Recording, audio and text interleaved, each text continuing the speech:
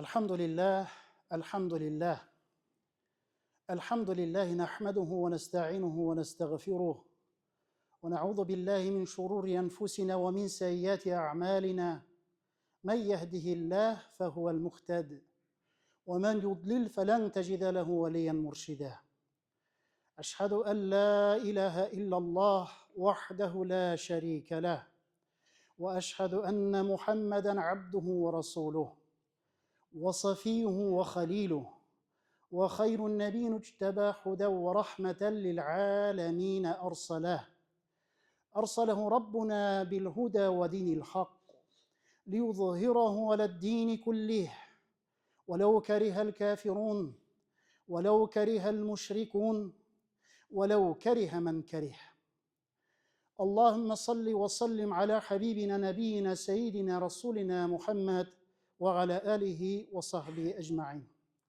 أما بعد فيا عباد الله، أوصيكم ونفسي بتقوى الله تعالى، وأحثكم وإياي على طاعات الله، ثم استفتحوا بالذي هو خير. يقول الله تبارك وتعالى في محكم التنزيل في كتابه الكريم: أستعيذ بالله من الشيطان الرجيم: ولتكن منكم أمة يدعون إلى الخير ويأمرون بالمعروف وينهون عن المنكر وأولئك هم المفلحون. صدق الله العظيم. Bizlarni yo'qdan bor qilgan, bizlarga tavfiq, hidayat, istiqomat, iymon boyligi nasib qilgan, muborak bo'lgan, saodat bo'lgan, o'zib bora turgan Jumadul Ula oyimizning da so'nggi jumg'asi bir-birlarimizni ko'riga, isonlashirga, salomlashirga nasib qilgan, ko'rib shodlanirga nasib eylagan Rabbimiz Allohga tiz cho'girga nasib qilgan, saodat bo'lgan ushbu jumg'a kunida Rabbimiz Allohga ko'p maqtovlar, hamdlar bo'lsa edi. Suyukli payg'ambarimizga da, uning oilasine, uning sahobiy kiram do'stlarına salavatlarimiz, salamlarimiz, xayr duolarimiz davomli bo'lib borsa edi qardoshlarım. Sözümün evvelinde de Peygamberimiz sallallahu aleyhi ve sellem'nin sözlerine to'xtalib uzasım kela. Peygamberimiz sallallahu aleyhi ve sellem aytdi: La tedhulunel cenneh hatta tu'minu ve la tu'minu hatta tetehabbu. Ala adullukum ala şeyin iza fealtumu tehabbabtum fefşus selam beynekum. Peygamberimiz sallallahu aleyhi ve sellem aytdi: Cennetke kire almazsız agar siz iymonli bo'lmasangiz. Albatta shunday. Jannatga yo'l yo'q agarda kishining iymoni yo'q ekan, musulmonligi yo'q ekan, jannatga yo'l yo'q. Hamda Rasululloh sallallohu alayhi vasallam davom qilib aytdi: "Amma lakin iymoningiz qamalatga, qamillikka erishmas agarda bir-biringizni yoqon ko'rmasangiz, suymasangiz, qardosh etib qaramasangiz" deydi Payg'ambarimiz sallallohu alayhi vasallam aytdi. Ya'ni bu iymonimizni ziynatli qila turgan, iymonimizni niq qilgan holat. Bir-birsini yaratmagan, yoqin ko'rmagan musulmon iymonsiz degan so'z tugul, ammo lekin iymoni zaif. Iymoni zaif. Chunki Rasululloh sallallohu alayhi vasallam boshqani irata boshqaga chaqiradir. Hamda Rasululloh sallallohu alayhi vasallam shu vaqtda men sizlarga iratdimmi bir ishni? Agar shuni ishlasangiz, oralaringizda muhabbat bo'lar, ilfat bo'lar, yaqinlik bo'lar. Hamda Rasululloh aytdi: orangizda salam taratыңыз. Bir-biringizni ko'rib, ichkirsiz ravishda yilmayib, ko'zda bir shodlik hissi bilan salam beringiz. Shunga da Allohga shukr. Dinimizning ulug' bo'lgan fursati mumkinligi biz uchrashgan vaqtda ulisi bilan da, kichisi bilan da alhamdulillah salam berib, senga salomatlik bo'lsin Rabbim Allohdan. Allohning rahmati bo'lsin, barakati bo'lsin deb duo qilamiz. Yani şulay bir-birimizga duolar eylaymiz qardoshlarım. Alhamdulillah şulay salamda, salomatlikda hayotlarimizni davom ettirgan nasib bo'lsin. Umuman dinimiz islomda salomatlik, islom tomiri da shundan har atrofimiz, bu dunyomiz salomat imin bo'lsin. Ham bu dunyomizda ko'rkamlik bilan, musulmonlik bilan o'zib, oxiratda da Rabbimiz Alloh qarshida salomat, Alloh Rabbimizning rahmatine erisha turgan suyukli qullar jumlasidan bo'lishini tilaymiz qardoshlarım. Turmushimizni, hayotimizni davom ettirga Payg'ambarimiz sallallohu alayhi vasallam aytib qoldirgan yo'l bilan Peygamberimiz sallallahu aleyhi ve sellem aytdı. Taraktu fikum emrayn letemesaktum bihima len tudillu kitabullahi ve sünneti nebiyhi sallallahu aleyhi ve sellem. Sizlerge iki nerseni kaldırdım di. Eğer de bularga yapışsağız, ikinci bir hadisinde de azalt işleriniz bilen yapışsağız, hiç de adaşmazsız di. Şuna elhamdülillah. Kur'an-ı Kerim, Peygamberimiz sallallahu aleyhi ve sellem'nin sünneti, emme lakin ulu bulan müştehitlerimiz, Ebu Hanife Hazretlerimiz, jirlikteki elhamdülillah mezhabımız, Hanefi mezhabındaki galimler gazgari, şularının anlağı, şularının anlatmaları negizinde Kur'an ve sünnetini anlayız. Türlü sektantlarının tügül, uzıp baratırgan elle kimselerinin tügül, ekrandan söyleytirgan, internette söyleytirgan bir nersege cevap vermeyen kişilerinin sözün tügül, anlatığı tügül, emme lakin Allah'a şükür. Peygamberimiz sallallahu aleyhi ve sellem aytıp kaldırgan benim şırım, sahabalarının şırı, tabiğinlarının şırı, şul devirlerde yaşayan ulu bulgan müştehitler, ulu bulgan galimlerimizin anlatmaları bilen anlayız, düşünemiz.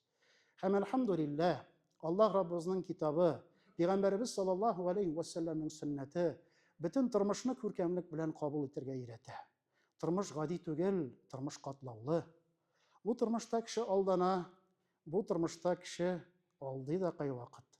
Cemaat, bugünkü hutbenin indi mevduğu da, teması da, anlatması da, indi adam balasının jiligine ötken, indi tırmışımızda, hayatımızda gadati bir nersege ilinip bargan kişi aldav, maşenniklar turunda şuna bir türlü toxtalıp ötesi kile. Bu afet, bu hasret, bu bela kardeşlerim.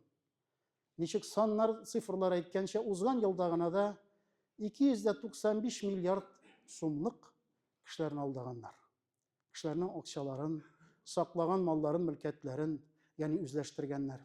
Hatta prognozları da bu yıldağı bulgan indi güzellavları da hatta 350 milyardan artıp gider deyip. Yani şunday aldav yolu bilen, olasın kişisin aldap, adam balası indi malların tartıp ala. Fakir ite, miskin ite, buruşka batıra. Saklanu, manardan yarak bulu kirek. Elbette biz kişinin talavını aldavının zor hater nerse ekenin bik anlayız kardeşlerim. Bu dinimizde tıyılgan bulgan nerse. Ama lakin Allah Tebareke ve Teala kitabı Kur'an-ı Kerim'inde de "Hudu hidrakum" saklanırız. Saklanırga tiyiş Müslüman.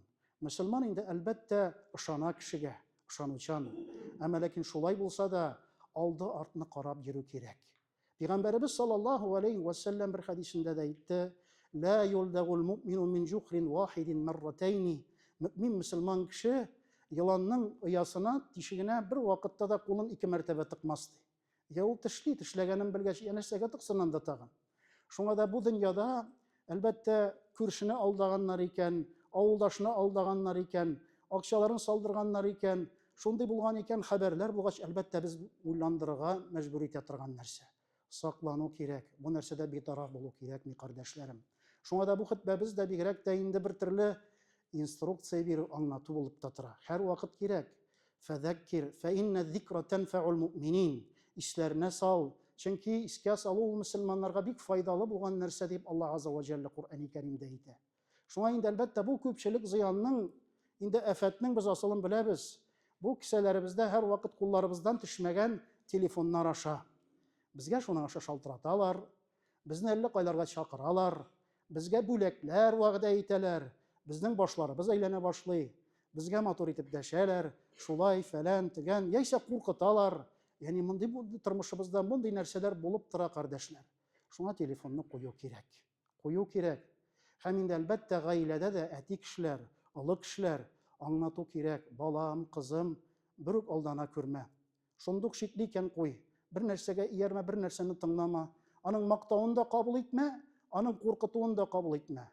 Bir kimge de cemaat, hizmetkerler WhatsApp'tan da şaltıratmay. Şunduk sizge şimdi jiniyet içi açılgan deyip de, yaysa şunday nersede katnaşasız, sizning mallarınız, akçalarınız şunda gitti. Eğer şulay bulsağız şunday bulasız, terörist bulasız, falan bulasız. Yani şunday manipülasyon yolları bilen kişinin tamam başına eğlendirirler. İskiterlik hal. Selamet kişi kibik. Fatirlerin sata, maşinaların sata. Oğuna tügül barıp Банктан яна бурычка ала, кредит ала. Һәм тоттырып җибәрә кулларына. Җәмәгать ихтибарлы булу кирәк. Пәйгамбәрбез саллаллаһу алейхи ва саллям әйтте: "Әл-аҗлату минәш-шәйтан." Ашыгу шайтаннан ди. Ашыгу кабалану шайтаннан. Ашыгырга кирәк булган нәрсә тормышыбызда ул тәүбә. И Раббым, гынахларымны ярлыкасаң иде, кичерсәң иде дип. Бурычыңа кайтару бурычың булса, вакыты җиткән намазыңны уку, гыйбадәтләреңне кылу, бу нәрсәдә без ашыгырга тиешлебез. Әмма ләкин һәммә башка мәсьәләләрдә, шикле мәсьәләләрдә уйланырга, фикерләнергә тиешле. Нәрсә икән бу дип? Аллаһ Раббул Гыйза акыл биргән. Әлбәттә, алдан әйткәнчә, бу телефон һәр вакыт безнең белән. Ул инде хәтта безнең хатыннарыбызга караганда да, балаларыбызга караганда да якын булды. Гафу итегез, пес итәргә барса да инде шуны кыстырып бара ул. Утыра, чыга алмый, бәдәрәфтән унитазда утыра. Әнинең тормышы шуның белән тора, шуның белән ята. Һәм бер заман кеше TikTokта утыра, видеолар карый, башы әйләнгән. Ул бер заман инде чынбарлыкны инде ясалмалыктан айыра алмый башлый. Башы киткән. Аннан хәбәр килә, моннан хәбәр килә. Дөньясы, бөтенесе, башкасы. Шуңа җәмәгать хикмәт белән сорашып кирәк. Күпме кеше алдана. Йортларга кирип яшим дип алдана, акчаларын ала, йортларын салмыйлар. Яисә машина алырга барам дип әйтә. Шулай ук алдыйлар. Фикерләргә, һәр адымыбызны уйлап, аяк басырга кирәк җәмәгать. Чөнки бу дөнья җәннәт түгел. Шуңа бу сабырлык күрсәтеп, Аллаһ Раббул Гыйззаның рәхмәтенә омтылырга тиешлебез. Инде күбрәк Раббыбыз Аллаһны искә алырга, зикр итәргә тиешлебез. Аллаһ Раббул Гыйзза шул һәлакәтләрдән, афәтләрдән сакласа иде, ярак итсә иде. Ул нәрсә шаукым яшьләргә генә түгел. Хәзер олы яшьтәге бабайлар, әбиләр дә яшьләргә маха бирмиләр. Рәхәтләнеп утыралар, телефоннарыннан төшмиләр. Бөтен җаен беләләр, бездән күбрәк беләләр. Кая басырга, кая төртергә, кая җибәрергә. Әлбәттә, моны бу нәрсәләр аша беркемгә хәбәр бирергә түгел. Сиңа нинди смс килде? Синең анда картыңның номеры ничек? Беркемгә кирәк. Аны акыллы булган, тәүфик юлында булган бер кеше сорамый. Банкта сорамый, дәүләт хезмәткәре дә сорамый, инде ФСБда сорамый, МВДда сорамый, берсе дә сорамый алай. Алар матур иттереп чакырып сорыйлар кирәксә. Аллам сакласын. Шуңа да инде әлбәттә бу нәрсәдә игътибарлы булу кирәк. Бу нәрсәләрдән качу кирәк. Һәм инде әлбәттә бу дөньяда күркәмлек белән, хәерлек белән бару кирәк. Кем нәрсә сөйләде, кем нәрсәгә чакырды, уйла, кая нәрсә чакыра. Пәйгамбәрбез саллаллаһу алейхи ва саллям әйтә: "Кафа бил мар'i кадибан ан ятахадdatha kullu ma sami'." Ялганчы булу йөзеннән җитәдер шул нәрсә, һәрбер ишеткән сүзне сөйләү. Фәлән, шулай итәләр икән. Моны бу кибеттә, бу җирдә бик арзанга азыклар саталар икән, техникалар саталар икән. Бер заман кешенең күзе тына, арзанга алам бит, арзанга алам. Һәм бер заман инде нәрсә, акча да юк, техника да юк, ризык да юк, бер нәрсә юк. Син шулай ук алданып, белеп торасың моның шөбһәле нәрсә икәнен. Пәйгамбәрбез әйтә иде: "Дә ярбик ила ма ярибук." Шикләндергән нәрсәне калдыр, шикләнәсең, дөрес микән бу нәрсә, юк микән? Син үзең дә шул нәрсәгә катышасың бит. Шул нәрсәгә катышасың, үсендерәсең, шул нәрсәдә инде буласың. Шуңа, кардәшләрем, динебез исламда, Пәйгамбәрбез саллаллаһу алейхи ва саллям өйрәтүләре дә күркәмлек белән, хәерлек белән аяу агах булырга безләрне һәр вакыт чакыра. Алдатмаска һәм алдарга ярамый. Хәтта бер-беребез арабызда да җәмәгать. Бурычка алган вакытта кеше әллә нинди вәгъдәләр бирә. Иң якын дусың. Әмма ләкин бер заман бурыч та юк, дус та юк, телефонга да җавап юк. Тормышыбызда һәрберләребезнең диярлек булган нәрсә. Кеше бер заман бурычка бирергә курка, шикләнә, шөбһәләнә башлый. Ягъни бу нәрсәләр алдау юлы. Кем бурычка ала икән, бирмәү нияте белән, бәлкем шулай, бәлкем кичерер, бәлкем алай. Бу кеше карак дип Пәйгамбәрбез саллаллаһу алейхи ва саллям әйтә. Урлаган кебек булыр. Моны бу халәтләрдән араларыбыздагы инсафлык, хәерлек, күркәмлек, бер-беребезне якын итү бик тә мөһим булган нәрсә. Аллаһ Раббул Гыйзза сакласын. Күргәнебез бардыр видео. Инде гомрә кыла, Кәгъбәтулла шәриф янында бер олы яшьтә генә абзый телефоннан шалтырата.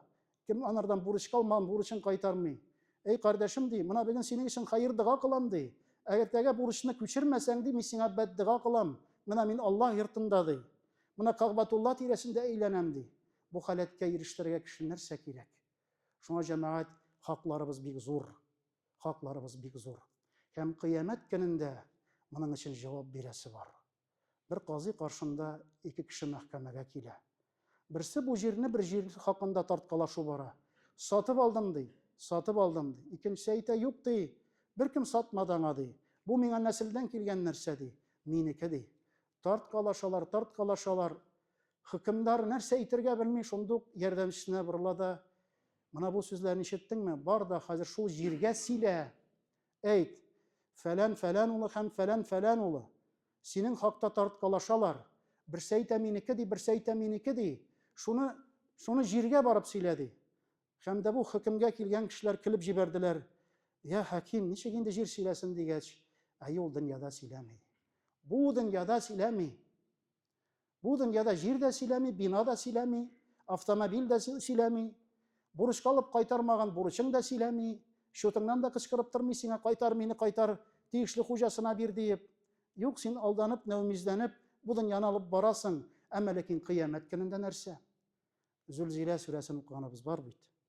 إذا زلزلت الأرض زلزالها وأخرجت الأرض أثقالها وقال الإنسان ما لها يومئذ تحدث أخبارها بأن ربك أوحى Шул көндә җир сөйләр ди. Өстендә нәрсә кылынган, кемгә хас булганлыгын, нәрсәләр майтарганнарын, нәрсәләр эшләгәннәрен җир сөйләр ди. Чөнки Раббысы Аллаһ аңа кушты, әмер итте сөйләргә. Моны шул көндә нәрсәләрсез икән ди. Җирегез сөйләр. Һәм төгәл итеп әйтер, моны бу минем хуҗам Әбу Залим аны тартып алырга теләде дип. فَمَنْ يَعْمَلْ مِثْقَالَ ذَرَّةٍ خَيْرًا يَرَهُ وَمَنْ يَعْمَلْ مِثْقَالَ ذَرَّةٍ شَرًّا يَرَهُ. Әгәр дә бер тузан бер хәтле хәерлек кылсак, аны күрербез. Бер тузан бер хәтле әшәкелек кылсак, аны да күрербез. Аллаһ Раббул Гиззә хәерлектә, изгелектә, күркәмлектә яшәргә насыйп кылсын. Кимчелекләребезне, нуксаннарыбызны, хата гынахларыбызны ярлыкасын, йөрәкләребезне киң кылсын бер-беребезгә. Аллаһ Раббул Гиззә сүзләребезне дөрес кылсын, хәерле кылсын, үзе разый итсен. Әмәлләребез кабул булсын, дәвамлы булсын. Аллаһ Раббыбызның рәхмәте, бәрәкәте булсын. Бу дөньяда, хаятта һәрберләребезгә һәр даиман шатланып, шөкер итеп, иманнарыбызны кабатлап, ла илаха иллаллаһ, Мухаммад Расулуллаһ кәлимәсе белән шуңа туры килеп яшәргә насыйп әйләсен. Баракаллаһу лана ва лакум фил Qur'анил азим ва нафa'ана бima min al-ayati wa dhikril hakim. إنه هو الغفور الرحيم الجواد الكريم العلي العظيم السميع الدعاء. اللهم